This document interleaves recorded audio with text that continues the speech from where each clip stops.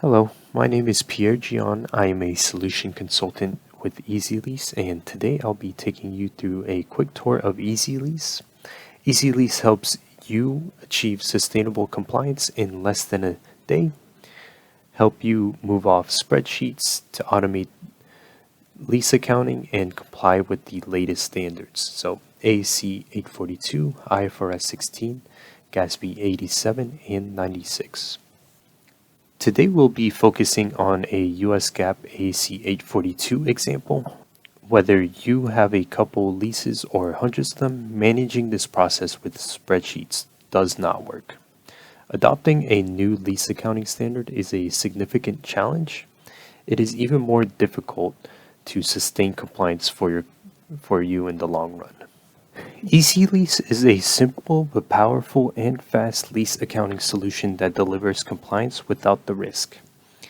It takes a few minutes to set up EZLease and less than a day to load in and validate your leases, whether your clients are lessee or lessor.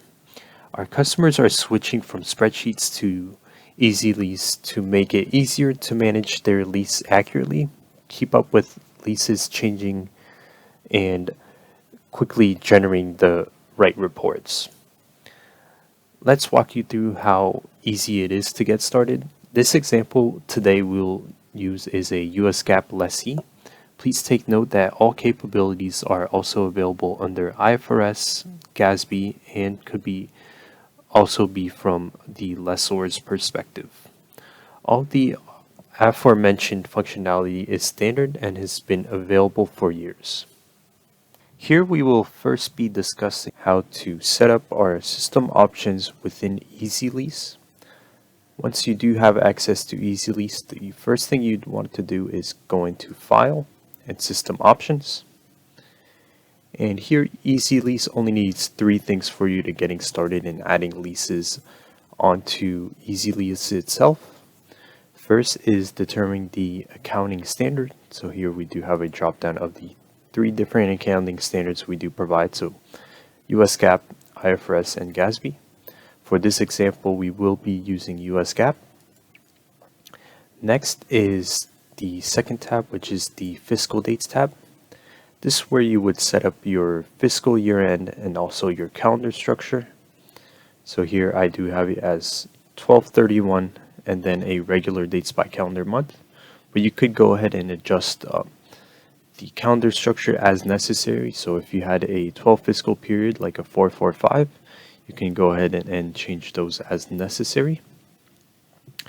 Thirdly is the dates for the new standard. So for the implementation and application date for ASC 842, it is usually 1/1/2022, but you can go ahead and change those dates as necessary. But really those are the three steps, and now you're able to start adding leases onto EZLease. I did want to touch on a couple more features within the system options which are good to knows. One is the text tab. So this is where you can put user defined fields, so anything you want to define further and use as column delineators for your leases themselves. So for this example, I do have business unit, subsidiary, location, and serial number. And then we do have also user-defined fields for executory costs and non-lease components. On the bottom left, we do also have account numbering. So this is where you would put your charts of accounts if you did. And you can have multiple account numbering groups. And these would pop out to the necessary reports like a journal entry. So it will go directly to your ERPs. And next, I did want to mention notice dates. So this is where you would set up the ranges you want to get notifications for either rent changes or else lease expirations. And these would pop out to the dashboard, and also every time you log into EZLease, there would be a pop-up about notice dates as well. Next, we'll be discussing adding and loading leases onto EZLease. So with EZLease, there are two ways to add leases onto the system itself. One is manually through the system, or else we can do it in bulk. Where a key differentiator with EZLease is that we do have the bulk import template, where assets can be uploaded in mass.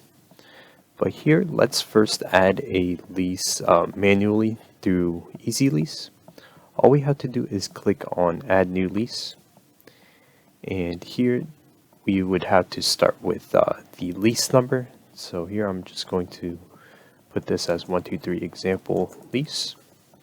And then if we have a description, we can go ahead and put that as well. And here, all the required fields are in this main data tab.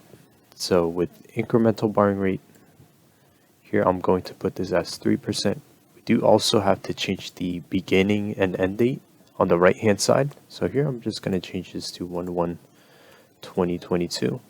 And let's say it does last until 12/31/2029. And here we would need also fair value, if it's determinable or not. But here, per the new standard, I'm going to click on fair value not determinable. And we'll just add in economic life to this. And then lastly is the rent steps. So here I'm going to put this as $3,000 per month. And those are the only required fields. So the required fields are all in the main data tab.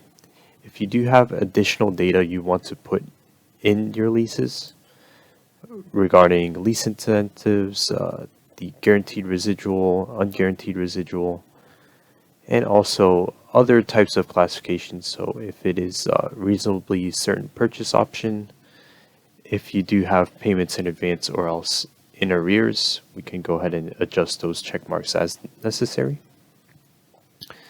But here, once I hit Save Lease, it will classify the asset and also calculate the right of use asset as well. And if we go into Lease and Classification Report, we can see the 5 tests it did run to determine if it is an operating or a finance lease. But adding leases is very simple, but next I did want to show how to load leases in through the bulk import template. So this is an example of the bulk import template. Everything highlighted blue is a required field. And if you need help determining what a field requires, we can hit the header itself. And here it will just pop up a short description, what format it is looking for, and also if it's a required field or not. So within the primary tab, there's only 6 required fields. So the same required fields when we were adding a lease manually through the system. So lease number, begin, end date, incremental borrowing rate, current economic life, and fair value, if determinable. The second tab you would need is the rent tab.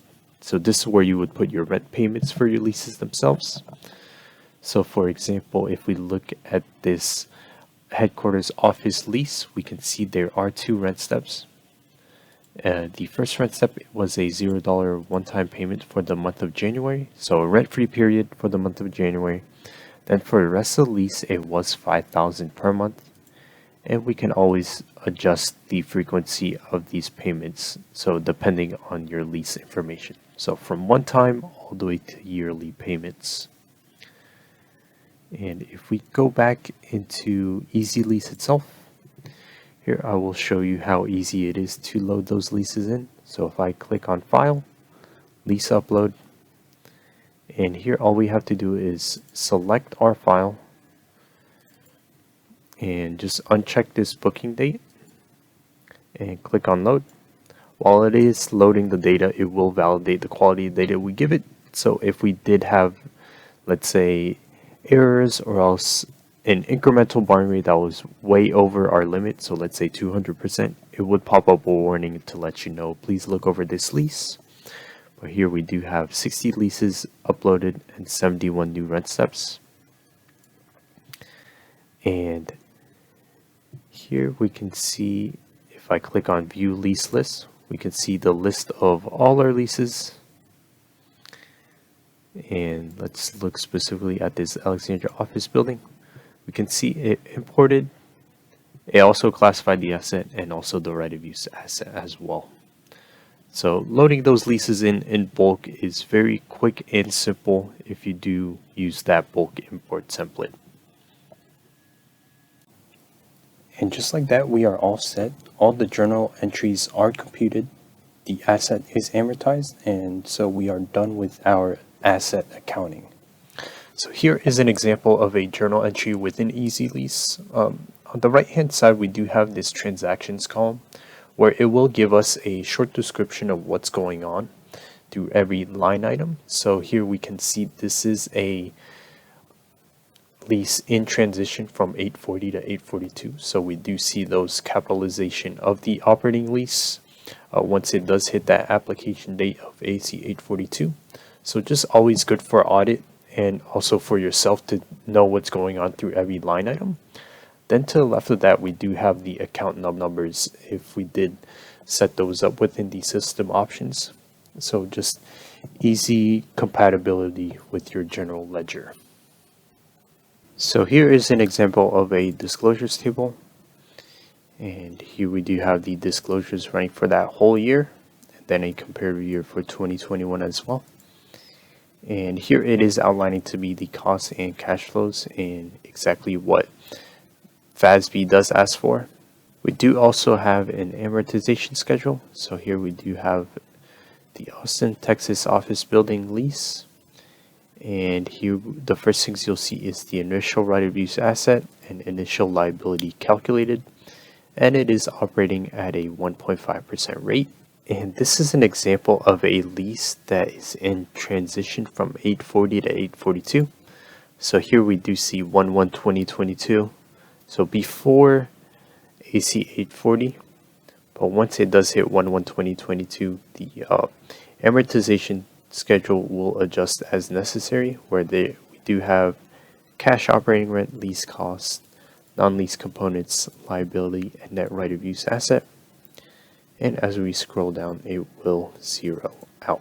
Again, this was a US GAAP example, but as you saw, there are some selections within EZLease to select IFRS and GASB. So that's all out of the box, and there were other configurations that we really didn't address, such as 13 period or a 445 calendar or other types of complexities.